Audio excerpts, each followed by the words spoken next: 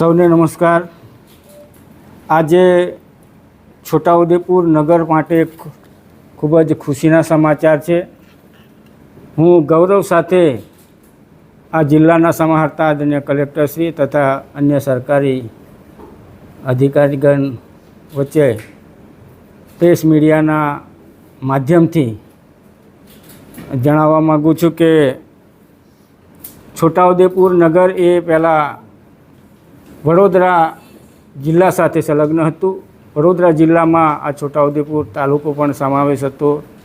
ત્યારે આ વખતે છોટાઉદેપુર નગર માટે ખુશીના સમાચાર છે કે વીજીએલ કંપની દ્વારા છોટાઉદેપુર નગરની અંદર 5000 જેટલા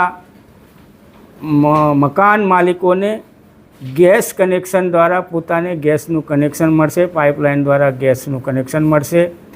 અને આ માધ્યમથી આ દેશના યશસ્વી વડાપ્રધાન આદરણીય નરેન્દ્રભાઈ મોદી સાહેબની જે અપીલ છે તેને સહજ ભાવે આપણે બધાએ સ્વીકારી અને આ ગેસ કનેક્શન મેળવવા માટે કટિબદ્ધ થઈ એવી સૌ નગરજનોને અપીલ કરું છું।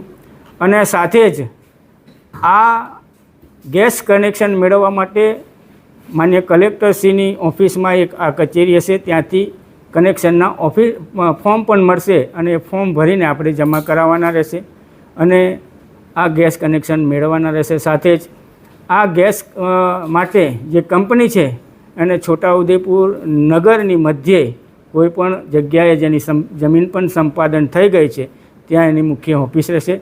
ત્યારે હું ખૂબ ગૌરવ અને લાગણી અનુભવું છું કે જેમ મોટા શહેરોમાં નાગરિકોને ગેસની પાઇપલાઇન દ્વારા ગેસ મળી રહ્યો છે એવી જ રીતે છોટાઉદેપુરના નગરજનોને પણ ગેસ પાઇપલાઇન દ્વારા મળવા જઈ રહ્યું છે।